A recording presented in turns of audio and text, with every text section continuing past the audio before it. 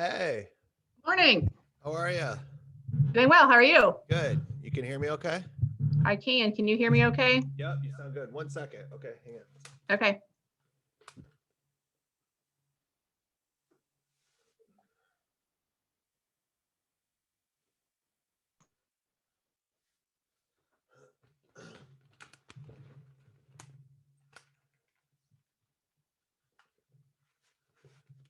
Sorry, I had my sweatshirt on and I meant to have my t-shirt on, so much better. All right.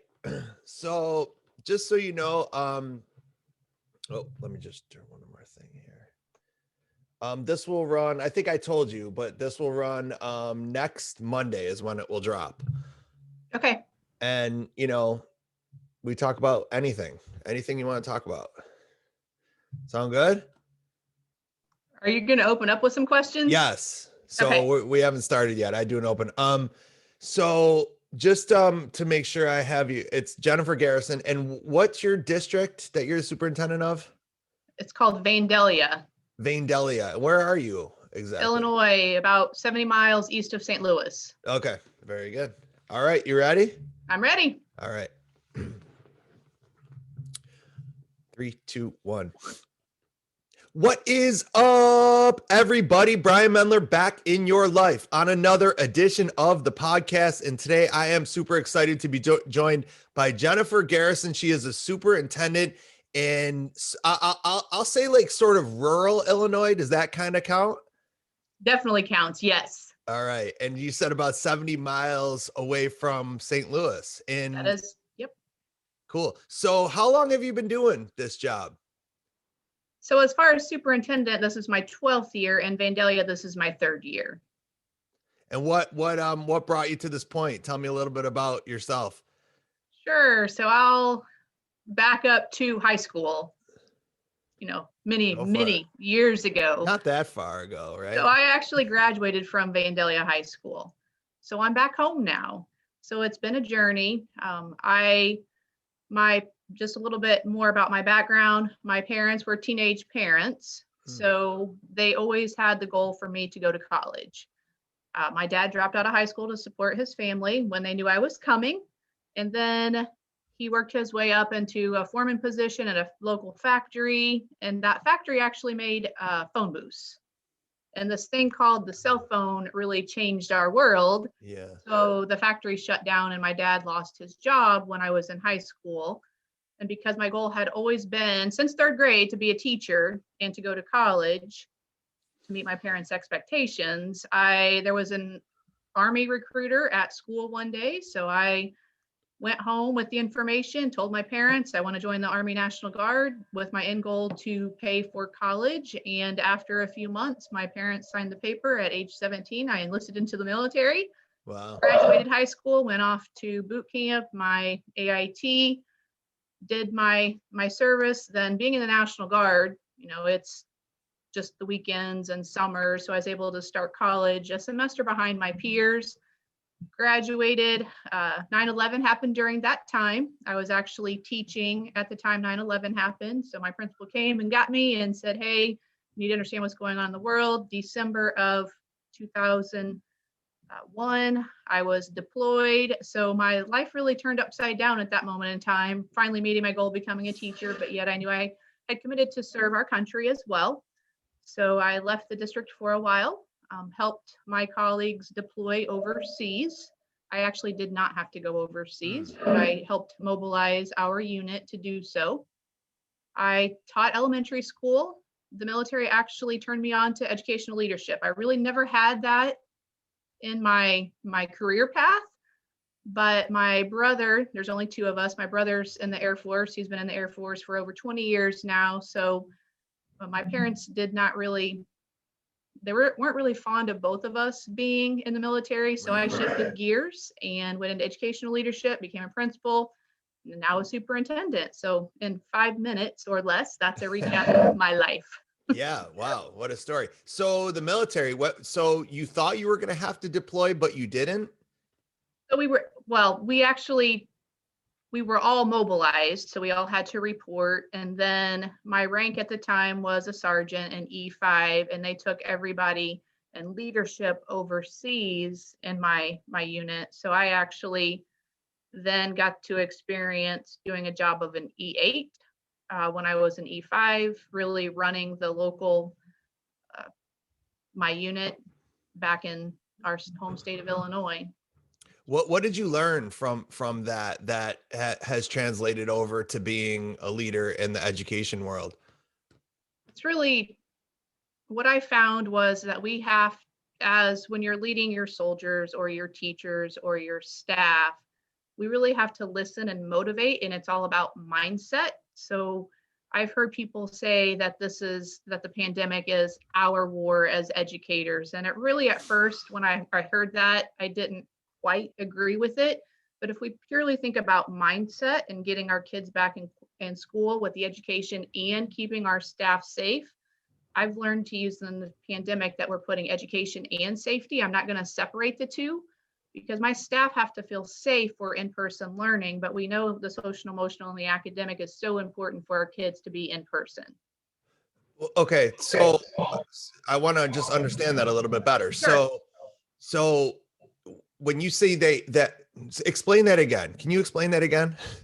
Sorry. Sure. No, I think about mindset. So I remember I can just tell you a story. Tell. When we got activated and I'm sitting in the back of a deuce, bouncing around. If your mind is not ready to take that challenge and as a leader lead your staff, I have to make sure my mind is right and that I'm listening to everybody. I have to lead by example. So we were doing these 24-hour shifts, and a certain group of soldiers necessarily didn't want to do the graveyard shift.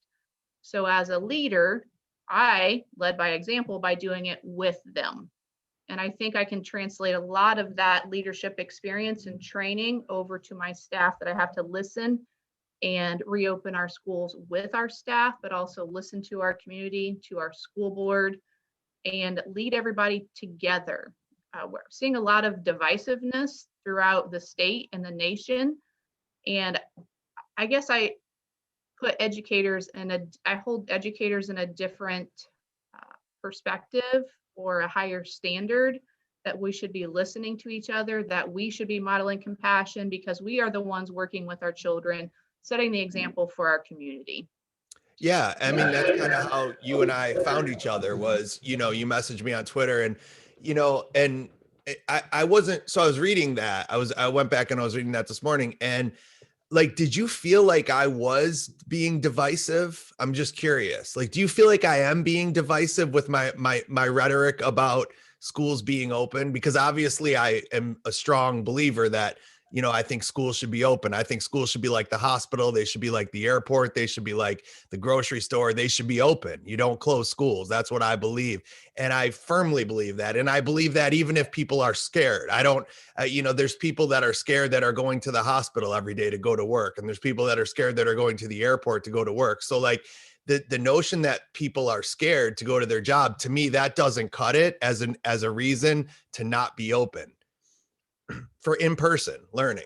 Right. So to be quite honest, I mean, with Twitter, I've actually taken I'll say a more passive role during this time to really read and research. And I'm in a state group in Illinois. So, I mean, to answer your question point blank, I saw the interaction between you and another gentleman from Illinois. Yeah. And I believe in Illinois, as superintendents, we're really trying to find that path to navigate this together, whether we agree or disagree. Having the open conversation about our beliefs as educators or advocates, I'll put you in the bucket of an advocate, if that's fair. To listen to what the fears are,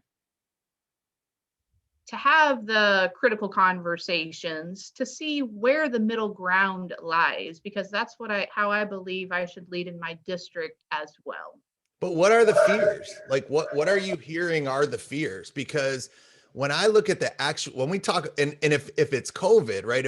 When I look at the actual numbers and the data, I was looking at this last night, right? Like when you look at the average educator is 42 years old, right? Of the deaths of COVID, it's not even most educators are retired by the time they're 55 or 60. So I just don't see where the fear is within this. You know what I mean?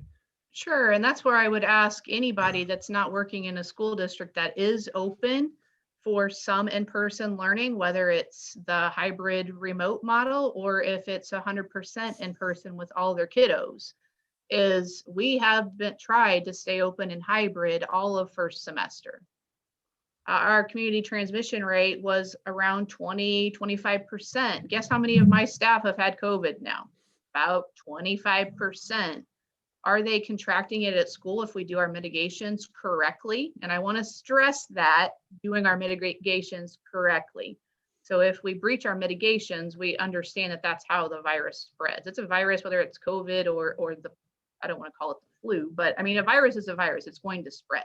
Right. Just wrapping our minds around that it is a virus and it is going to spread is usually how we can start conversations. But when people just look at the national data or even the state data, they're not understanding what's happening inside of our school system. When a 40-year-old gets COVID, yes, he or she is still alive, but the symptoms are continuing for months. The fatigue is continuing for months. We have been trying to get to more in-person learning, but we don't have the staff. So we've tried to think outside of the box. I mean, yes, in-person learning is what we want for our kids. When I don't have staff, we had to pivot. We call it an adaptive pause in Illinois. We have to pivot to remote learning until we have healthy staff to get us back in school. So I think there are some misconceptions of what in-person learning is during COVID when you're not living it. And I frame that as action research. My little rural district is going to be different than a large urban district. I know that.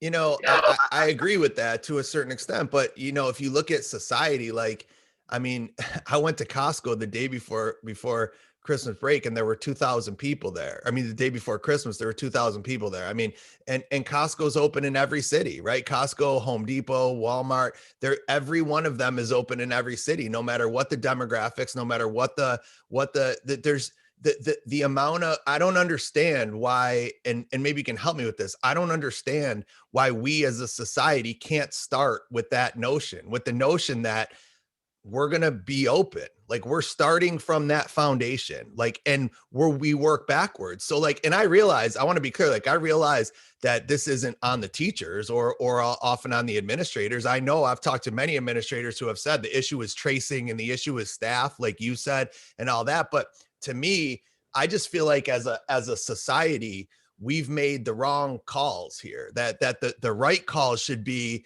we are going to do everything in our power to stay open, and we're going to work from that perspective. So we're not going to make people quarantine for 14 days or whatever the number is. You know what I'm saying? It's different in different places. We're going to say kids being in school is, to a society, one of the most fundamental, important things that there is. I mean, we have awards for perfect attendance, you know, and I feel like now and I don't mean you and me, but I'm just saying as a society, I feel like we just have no problem just being like, yeah, we're just going to shut it down for 2 weeks. Yeah, we're just going to shut it down for 2 weeks. And that aggravates me. I mean, I have two little kids that are in school, and that was kind of where the whole foundation thing comes. By the way, both of my kids go to private school now. So, which is 5 days in person. So apparently COVID knows the difference between private schools and public schools, because the private school, which in my community, I kid you not, is not even a half mile away from the public school. The private school is open 5 days and the public school is only open 2 days. So I don't understand it. I truly don't. And maybe I'm just missing something, but I don't understand it. And I don't want to live in a society where school is not considered essential. And I don't think it's essential right now. I think when the buildings are closed, I think you can't call something essential if it's closed. You know what I'm saying? Even though I know we're still teaching, I understand that. But at the actual space of the place that we go to work is closed, then it's not essential. I mean, every essential place is open, right? And we start with that as the foundation. We say we're not closing hospitals, period. End of story. If you're a nurse and you're scared to work in the hospital, you have a choice, right? You can find another profession. You can use all your sick days, all your personal days, and then you can quit and you can do something else. And that's literally what they say to nurses and doctors right now. So I don't understand why it would be any different for teachers. I truly don't. Maybe and that might sound harsh. I know it does. I mean, people have told me that it does, but it's how I feel. Like, why are we better than the grocery store worker? Why is it okay for one of my students' parents to go to work at Home Depot for an 8-hour shift, and then they got to come home and they got to take care of their own child during the day when their kid is supposed to be at school? Like, why do we think that's an okay thing? I don't think that's okay. And and I can only speak to Illinois, obviously. Sure. It's where I'm at. It's where I'm working with superintendents across the state. We can agree that school is essential. Our policymakers at the state and national level are not providing us the support or the resources. It has been in Illinois. There are 852 unique districts. Go figure it out on your own. That leaves local school boards, superintendents, and the union to figure it out together. This is my opinion. I'm going to say that. I'm not representing anybody but myself right now. Of course. So I can speak open and honestly about where I'm coming from. So if we value education, I do, you do, then why are we not supporting our public schools? I understand private's different. I have never been in a private school as a student or as an educator. So it's a different world for me. I'm a public school advocate. So that's where I think nationally that we as educators and advocates can rally is, hey, policymakers, we can all agree school is essential. What are you doing to help us? Right. But what do you want them to do? Like, in a perfect world, what are they supposed to do? So in a perfect world, and it's coming. I mean, we have another education package coming from the federal government. We don't have it yet. It's an equity issue. We have been underfunded for many years in Illinois. We finally have a new funding formula that I helped work on as well. I mean, when you have to, in Illinois, when you have to buy masks, when you have to buy hand sanitizer, when there's a recommendation, not a mandate, to upgrade your ventilation, it's dollars.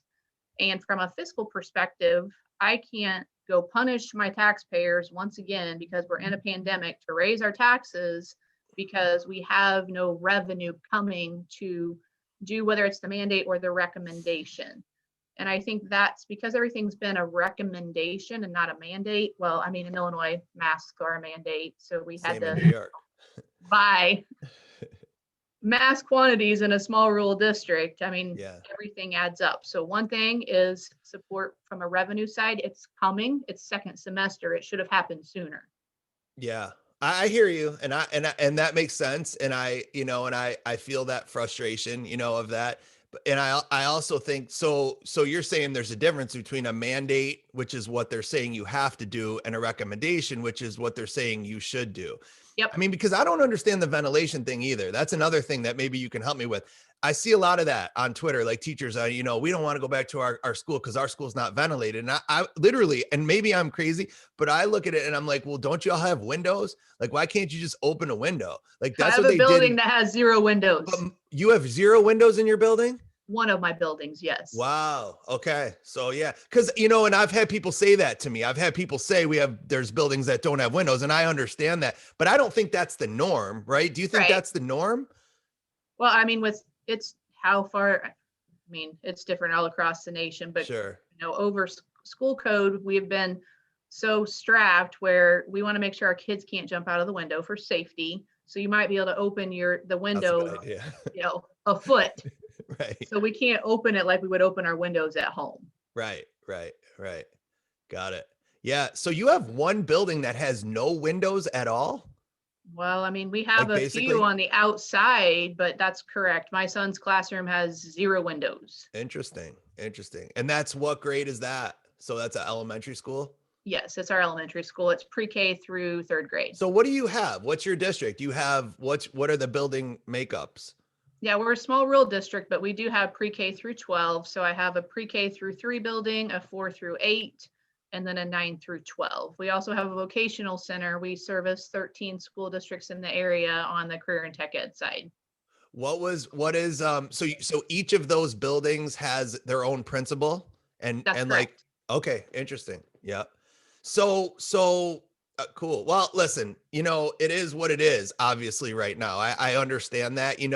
I guess my biggest frustration, just for you to know, is that I feel like in general, and I know Twitter's just a snapshot of the world. I totally understand that. Mhm. But I feel like there's not enough educators on that side, on the vocal side.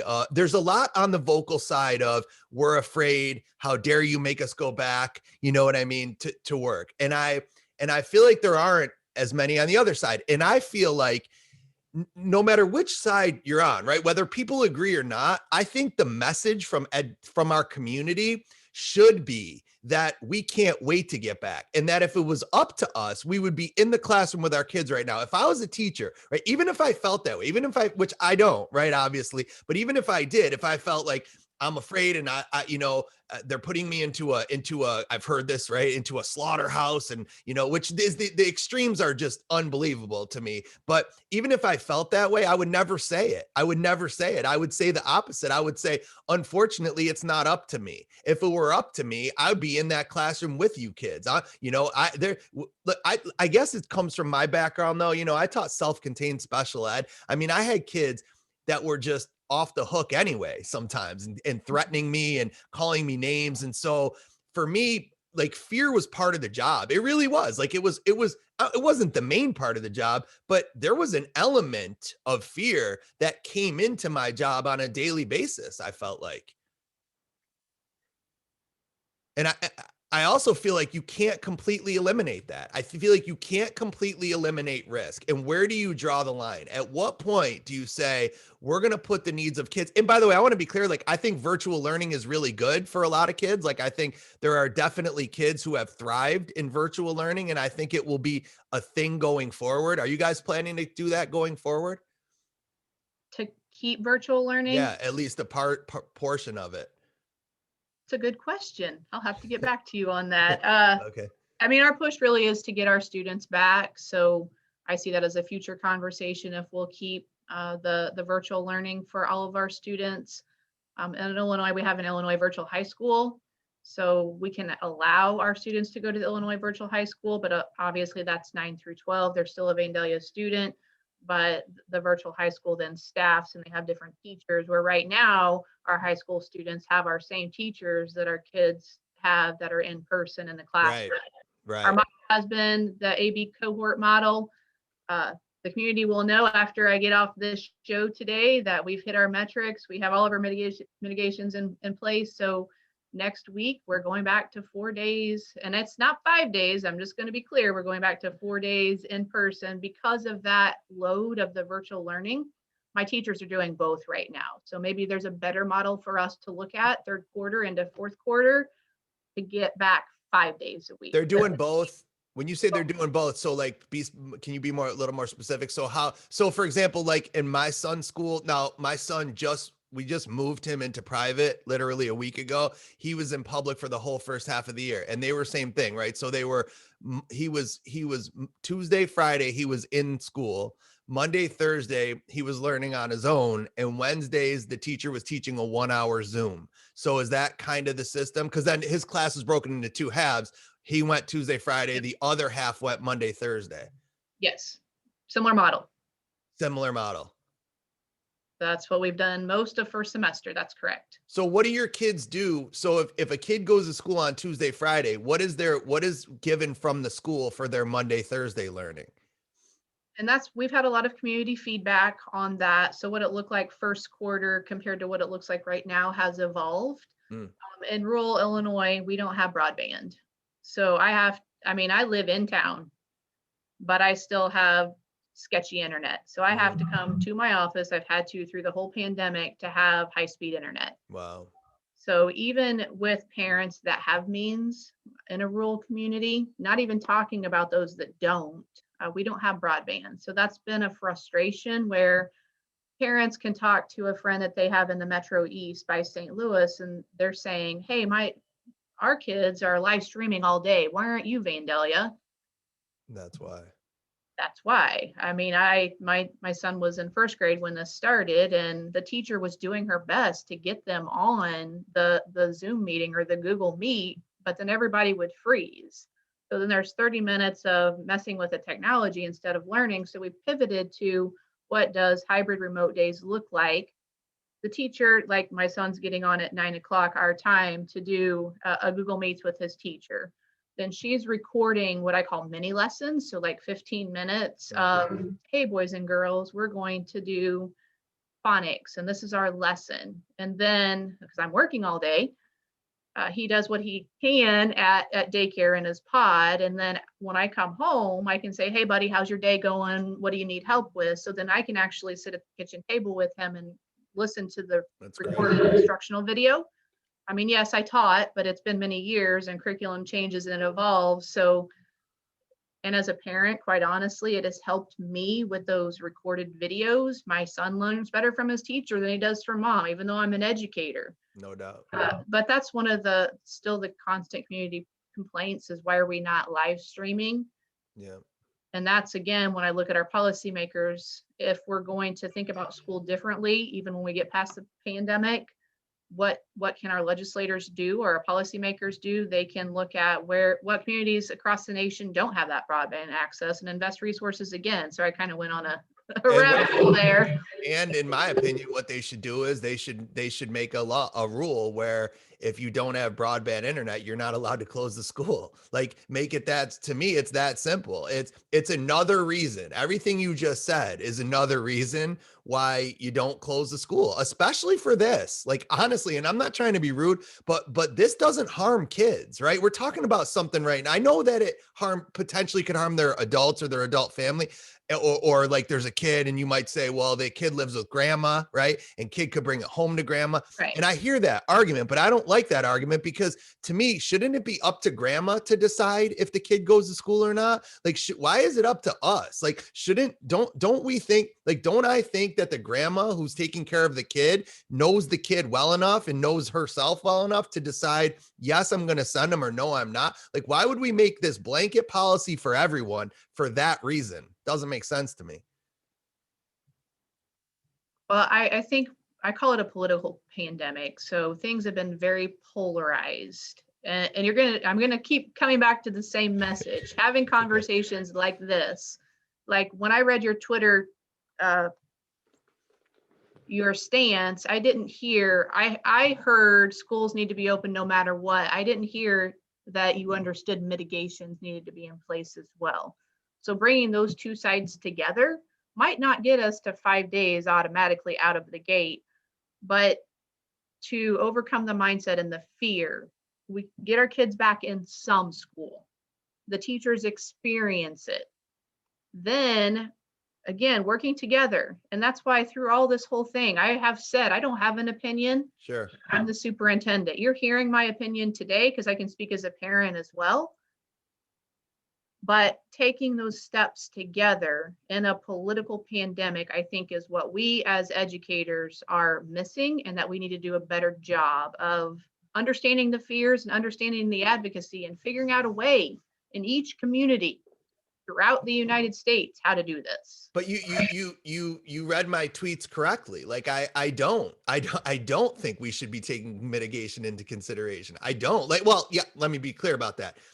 If Home Depot has to take mitigation, and if like, are we making all of the places that are open go through the same hoops that we're making schools go through to be open? And if we are, then I'll say, okay. But if we're not, right? If we're sitting there like the grocery store is essential and people have to eat food. And so because people have to eat food, we're going to start from the foundation that grocery stores are going to be open. And if you have a job at a grocery store, we are counting on you to go to work. You have to go to work. And if you choose not to go to work, you can make that choice. It's America. It's a free country. But they're going to fire you, right? They're going to say, that's it. I'm sorry, but we are open. And to me, that's exactly what school should be. I believe school should be no different than that. It should be exactly the same as we're doing with, like, literally in my community, I could rattle off 100 different places that are open. That's why it doesn't make sense to me, right? It doesn't make sense to me. Like I kept saying, why don't we just go to Home Depot and hold high school in aisle 4? I mean, like let the teachers and kids meet there. There's no windows, by the way, in Home Depot either, to be clear. Now, maybe they have a better, maybe every Home Depot, when I wasn't looking, put in an incredible mitigation system and is sucking and changing the air. I don't know, right? But to me, it's like, if you can find a way to have all of those places be open, then you could find a way to have my kids sit in a class with 15 or 20 other kids. And literally, and I feel incredibly strongly about that. I really do. I can't believe that as a community of educators, we're so okay with this. And I'm not saying you and me. I think as a community, we become okay with this. Like, we're okay with the fact that there are literally kids who have not been to school since March. You know what I mean? And that is appalling to me in this country. It really is. I don't know. I get all fired Right. up about And, this. and when I say I have no opinion, the counter argument I hear to what you just said is, as a self-contained elementary teacher, I go in Home Depot, I'm there for an hour. I'm not staying in the same place the whole time I'm in Home Depot. But the worker is I'm going down. So okay, but that argument fails if you okay, but then that same person's like, care about other people. Well, do you care about the worker at Home Depot? Because the worker at Home Depot is standing in the same spot at the cash register line, touching every single item that comes through there, and they're standing there for 8-9 hours a day in the same spot. So yes, teacher, right? Maybe you don't spend 8 hours or 9 hours in Home Depot, but the fact that you go there for 20 minutes or 25 minutes means somebody has to stand there for 8 hours. And strangely enough, people aren't dropping dead at Home Depots all over the country on a daily basis. In fact, they're not, right? And so this notion that, and by the way, this it makes me crazy because look, I'm active on Instagram, I'm active on Twitter, and look, I am a teacher. That's all I ever was. I was never an administrator. I was a self-contained special ed teacher, okay? But I watched this summer, I watched people posting videos, right, from their lake houses and from behind their boats with their kids on inner tubes behind their motorboats, and then 5 minutes later complain that they were afraid to go to work. And I'm like, you're willing to put your kid on the back of an inner tube on a motorboat at your lake house, and then 5 minutes later you're going to say you're too afraid to go to work? I'm not buying it. I'm just not. Like, you're either afraid or you're not. Right. You know? I agree with that. You don't get to be both ways. And I Right. see a lot of both ways. I see some of these teachers, look, I keep saying this. If you got time in a day to make TikTok videos and about how tired you are and about how hard you're working, then maybe you're not working that hard and maybe you're not that tired. Like, how do we have time to spend all of this time in all of these other places? And like, to me, what I firmly believe is going on is, I think, and I'm not saying this is most, but I think there are absolutely a group of teachers who love this. I believe their lives, some of them, are much easier because they get to work on the computer. I know they get all freaked out when I say this, but I interviewed someone on my podcast 2 weeks ago, Stephanie Edmonds, and she talked about, she's a teacher in inner city New York, and she lives an hour away, and she normally has to commute an hour each way to work, and she doesn't have to do her commute anymore. And she said, look, she's on my side. She's a 100% advocate for opening schools. But I wanted to talk to her because I said, interestingly enough, personally for yourself, your position probably doesn't make sense. And she said, no, for myself, it's way better. She's like, I'm home with my kid. I'm making dinner with my kid every night. I'm not paying for extra daycare. She rattled off like 8 reasons that it would be better for her to stay remote forever. And what I'm saying is, if that's true for her, then there have to be other people that are in that same boat. Yeah. I think I can only speak for my teachers. Sure. I mean, if you come to Vandalia, Illinois, they will tell you they're working twice or 3 times as hard. I mean, we haven't been virtual since March. So I just want to make that very clear. We've been in hybrid. So yeah, you guys have been in hybrid, in person and remote. So as an elementary teacher, it's almost learning how to live like a high school teacher, but doubling your load. So you're teaching. So I have AB students. So I have my Monday, Wednesday kids, my Tuesday, Thursday kids. I'm teaching the same lesson on Monday, Wednesday as I am on Tuesday, Thursday. But yet I have this group of learners that I'm concerned about, that I know that they're not with me. So I think the toll of the hybrid model is wearing on my teachers. because of the Yeah. extra workload and then worrying about their kids when they're not with them. Okay, well, I see that side of it. I see the worrying about your kids when you're not with them, but that's the only side I see. But I looked at my son's teacher, who I liked, by the way. He was a great teacher. I was very happy with him. But let me be clear. There's no chance his job was harder this year than it was in the past. There's no chance. He had 8 kids on Monday, Thursday, and 11 kids on Tuesday, Friday, right? Normally he would have 23 kids in a class 5 days a week. Right? We've known in special ed for a long time that smaller class sizes are better, right? How is that harder, right? You get to now teach the same lesson on Tuesday that you're teaching on Monday. Normally, as an elementary teacher, you would have to have 5 different lessons throughout the week for 23 different kids, right? Now you teach the same thing on Tuesday that you teach on Monday because you have 8 kids on Monday and 11 kids on, at least he did. I'm not speaking for anyone else. My son's teacher did. And he taught a 1-hour Zoom on Wednesday. So I keep saying that, like, we're so exhausted and we're so tired. And I'm sitting there like, I'm not saying it's not different. It is different. And I think different often equates to harder, right? It's like we're doing different things. But when you look at the overall picture of teaching in this model, I don't see that. Like, I really don't. Like, I think if I was a teacher, let me be clear, I would prefer this. I would, like, just from an easy versus hard standpoint, give me 8 kids and 11 kids Monday and Tuesday, and let me teach the same thing each of those days versus having 23 kids 5 days a week. So I get the mental anguish, I guess, right, of worrying about your kids when they're not with you. But hypothetically, right, if you only have 8 kids on the Monday, Thursday, and 11 kids on Tuesday, Friday, you should be able to get the same amount of content in as you were getting when you had 23 kids on a daily basis last year. So I don't understand that. I don't understand. I don't think it's harder. You know what I'm saying? I think you hit on something. I call it resilience. So we have all been thrust into change. Yes. Some of us have had changes in our life, have had horrible things happen, and we've had to learn to overcome those things.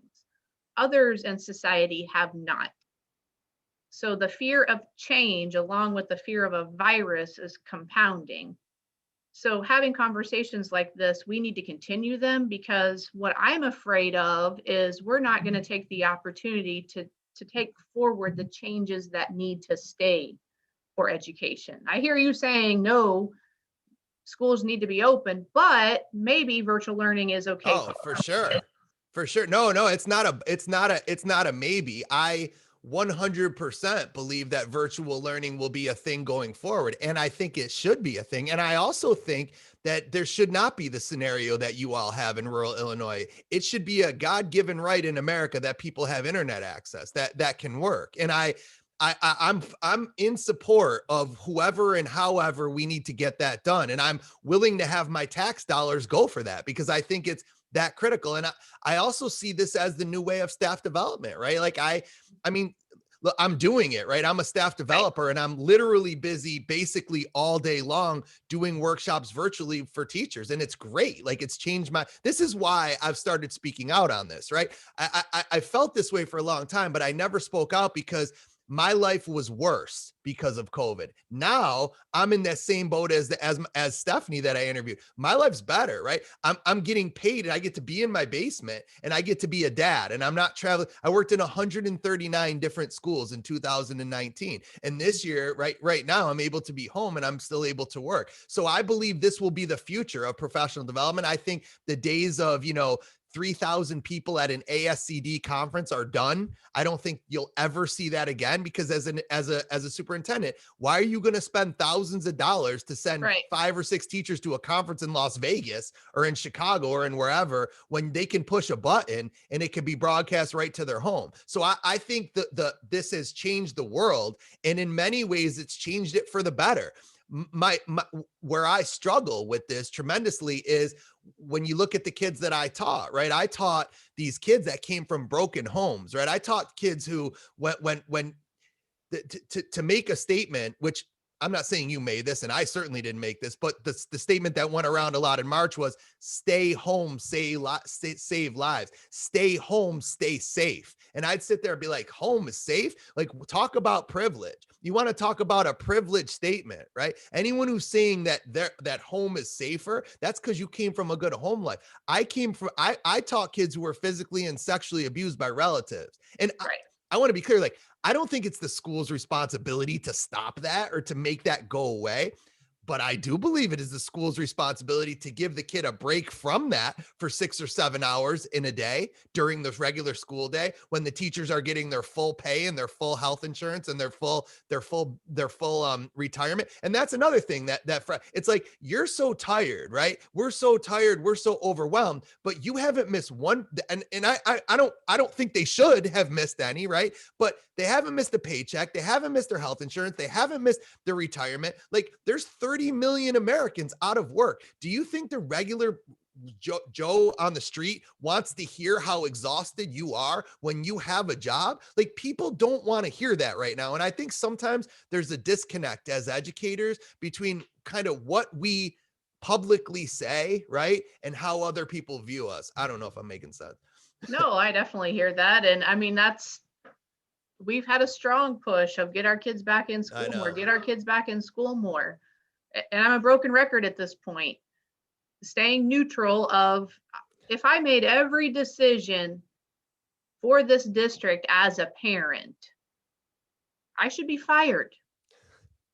And that's what I want for our educators. Why though? Why? Because I have to listen to everybody. I don't want a community that's broken. We have to talk about, before the pandemic, it was Vandalia School District has a bullying problem. Mm-hmm. What are you going to do, school, to figure it out?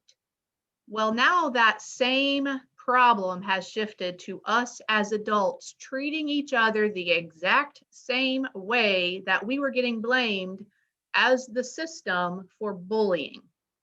Let's hold up the mirror, community, educators specifically, and see how we're treating one another.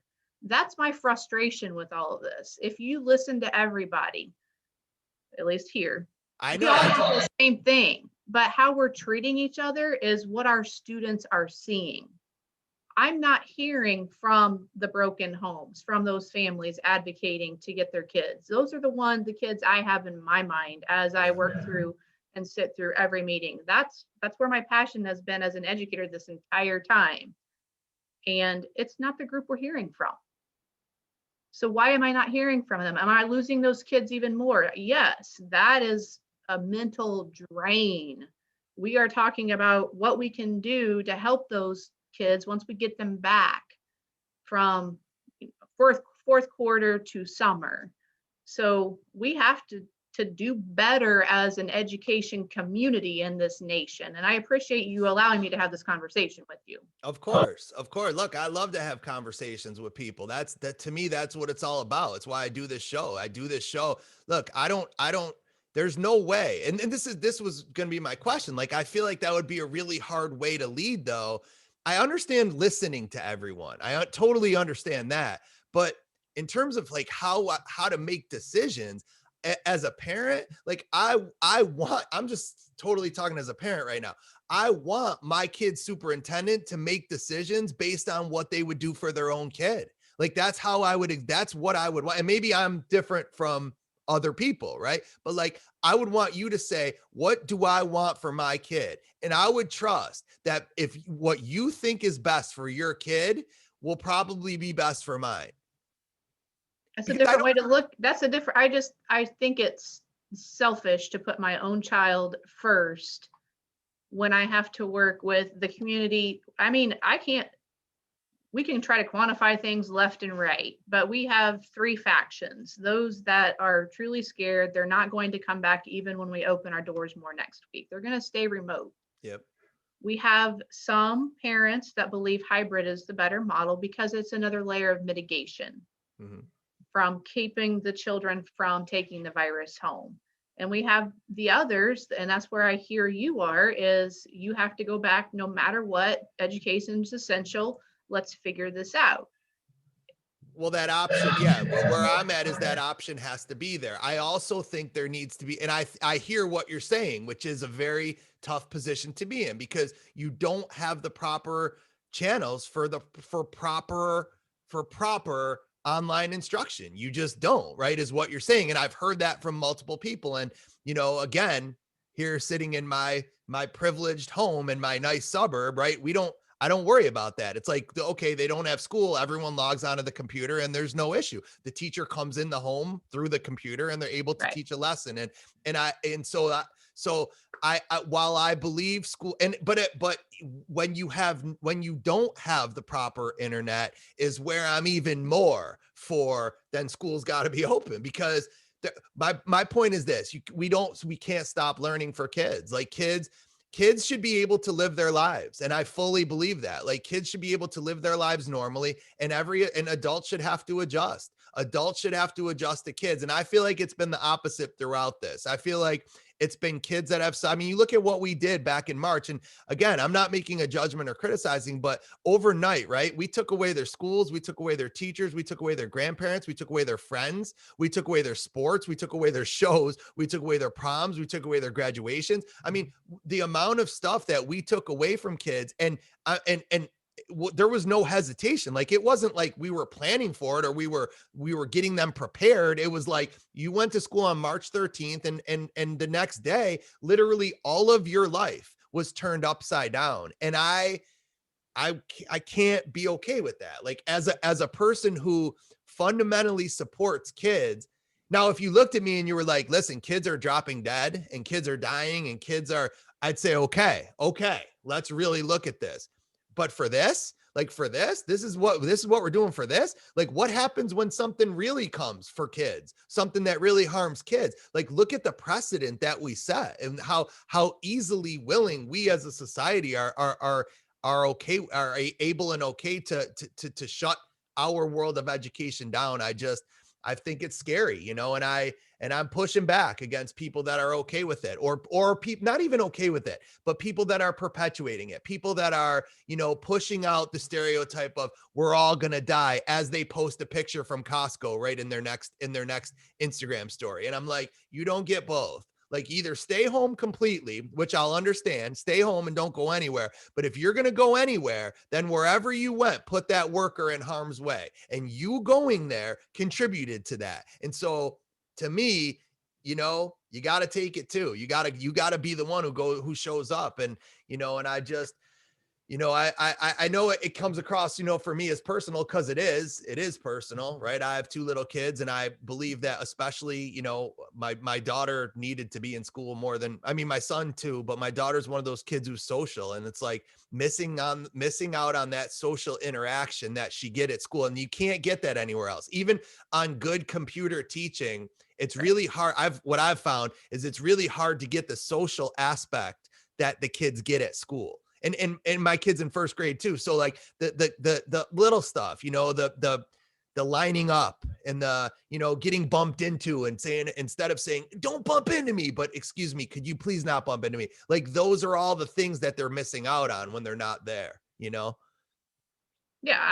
we're totally aligned on they can't have it both ways. Yeah. I'm I live by my values. Integrity is one of them. My word is my word. Me too. We're going to figure this out together. That's been a hard one for me at this point. It has, because, my integrity is what I'm going on, but there's definitely a part of me. I've been called everything you could be called. I've been called a murderer. I've been called a sellout. I've been called, you name it. I've been called it. And by the way, these are from some of the same people who, when you click on their information in their bio says, kindness and tolerance are what I'm all about. And you're like, okay, yeah, as long as everyone agrees with you. And, and that's, and, I felt like this, this pain from our community and for being different. I feel like for being different. And but that was my life, right? I taught again as a special ed guy. I often felt like I was fighting for the underdog as a special ed teacher. That's kind of what we do on a daily basis. And so I kind of felt like this was nothing new. Maybe that's my point is superintendents across the state and the nation have been called every single name imaginable as well. Some have had death threats. I think you as an advocate, have a group of people, meaning superintendents in the nation, because we're never, I mean, we knew we were never going to make everybody happy. Right. That's just the life of a superintendent, but that's amplified. I mean, we're calling it a snow day on steroids. We thought we got a lot of crap when we called a snow. Well, I guess people down south don't understand snow days, but in Illinois we have snow days. So before the pandemic, it was, do you go to school or not when the ice warning hits? I mean, it's like every day is a snow day right now. So we understand, we hear and feel being called every name in the book, and that was the purpose of me reaching out to you, is let's look at all of the conversation. No question. Does that make sense?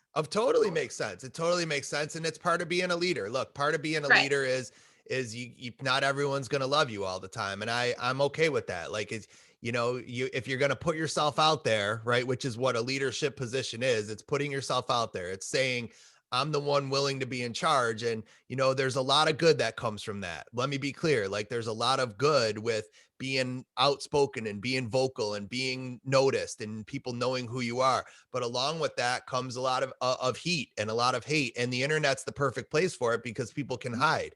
People can hide. And that's why you'll see this publicly, anytime I get in any kind of back and forth with someone, the first thing I say is, want to come on my podcast and talk about it. Let's talk about it. Let's discuss on a bigger scale what your views are and what my views are. And let's see, because I think we all agree on the same thing. I think we all agree that we want what's best for kids, right? It was the same way that I used to handle parents that were difficult. Anytime I had a difficult parent, I would say, whoa, I see you're upset, but like, I think you and I want the same thing, right? Like, you want your kid to be successful, don't you? And they would say, yeah. And I would say, so do I. Like, I want your kid to be successful and you want your kid to be successful. I think we might have a different opinion of how we're going to get there. So let's discuss that, but understand at the most bottom line, basic level, we're on the same page. And we want, and I guess that's sort of where I feel frustrated as a community, is I feel like we're not all on the same page. I feel like, and again, I talk to you guys a lot, like superintendents and administrators, and I hear you saying, my teachers, for the most part, really want to be in school and they really want to be working with their kids. And I applaud that. I think just sometimes there's like that vocal minority who kind of makes things look bad for everybody else. And it's easy for those people to make it seem like, to a lot of other people, that that's not the way it is. Makes sense? Right. And you said we can talk about anything. So if you look at Twitter, that's where I live on. Social media is Twitter, not Facebook or Instagram. We had the opportunity to get the vaccine this weekend. And I was, from my own community mindset, I was celebrating that we had moved to 1B in Vandalia, Illinois, and Fayette County.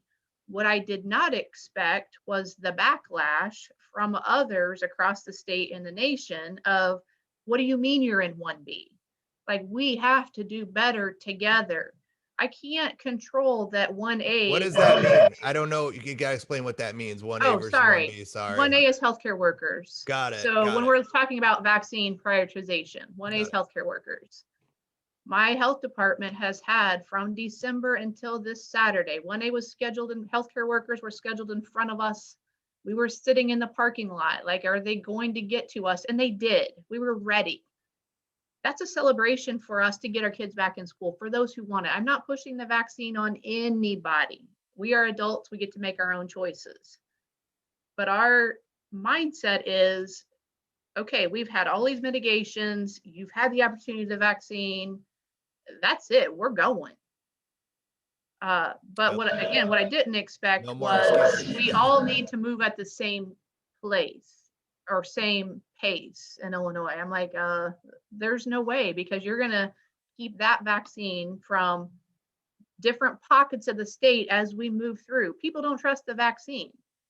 The ones that don't trust the vaccine, the communities that don't trust the vaccine, they're going to move through the groups faster. At least that's my basic common sense. Or if you're in a rural area, we have less people. There are less arms to put in the vaccine, or, less arms. So we're going to have a whole nother set of challenges that I wasn't even thinking about this weekend. I was celebrating. And then I went to advocacy pretty quick. Interesting. Yeah, because you said you're in a community that is very, I don't know exactly what the phrase was, but it's a community that is not all for the vaccine, correct? Correct. Right. Yeah. That's correct. Which I think some are more than others. I live in a community that's very pro-vaccine. I'm not, right? So I'm the opposite. I'm kind of a little bit of a fish out of water where I live, but I'm in a community where everybody, and I'm sitting here like, okay, I mean, I'm just wary of it. I'm not an anti-vaxxer. Like, I'm vaccinated. My children are vaccinated. That's the other thing. I feel like now, if you're allegedly wary of this vaccine, you must be an anti-vaxxer, which just couldn't be further from the truth. My kids have had all the vaccinations. I've had them, but this one I am worried about because of just how fast it was created. Like, I look at the whole system and I'm like, man, they've always said was it takes like 5 to 10 years to create a vac. And again, I understand medicine's new and people are able to do faster, better things nowadays, but it's, I'm willing to let everybody else go first is my point. I'll let you know. Yeah, you had it, right? I had it, yes. Did it hurt? I mean, it's a shot. No, I mean, so it's just a regular. Well, they say the second one could be, could potentially cause a lot of issues, like not issues, but like make you sick. So some people are getting sick a little bit after the first one. So it was just a shot and done and you were good. Well, I mean, my arm was sore a little bit, but that's what happens when I get a flu shot or any other vaccine. And being a fish out of water, being in the military, I mean, that's what they do is they line you up and you get shots and you don't even know necessarily what shot you're getting. So my mindset's different than yours from my previous experience. Interesting. So that's what happens in the military. Cause you're going to places and it makes sense because you're showing up in different countries where they've got all kinds of exotic, probably spiders and things. And so they hit you with stuff you don't even know necessarily. Right. That's my brother being in the Air Force for over 20 years, that's his life when he gets deployed overseas is you get a series of shots to protect you before you go out of the country. Does he fly the planes? Is he a pilot? Yes. That's cool. What kind of plane does he fly? I'll have to get back with you on that. I don't. Okay. But he flies like the I call him the cool. I mean, he's like the planes like. Yeah, he's the fighter co-pilot, I guess is how I would call it in our layman terms. That's pretty cool. Yep. Listen, these 45 minutes to hours go quick. I appreciate you coming on. Is there any last bit of information or knowledge? I always ask everybody this that you would like to leave people with. I'll just, it's my common message that we have to listen to one another and as educators get through this together. And let's not forget that we have an opportunity to take something positive forward. If we can put the divisiveness past us, let's figure it out together. No doubt. And I've been saying this all the time, and I firmly believe this, like through every negative comes positive, for every down there's an up. And I see so much positive in COVID, like even though I think it's awful overall, within the pockets of awful, there's been a ton of silver linings, at least in my life. And most importantly, the birth of online learning. If somebody would have said to you a year ago, did you Zoom today? You probably would have been like, no, I wasn't in a hurry. Like, what are you talking about? Right. And today it's like a verb, right? It's like Googling with someone, and it's become our way of communicating. And I have to say for myself, it's made my life better.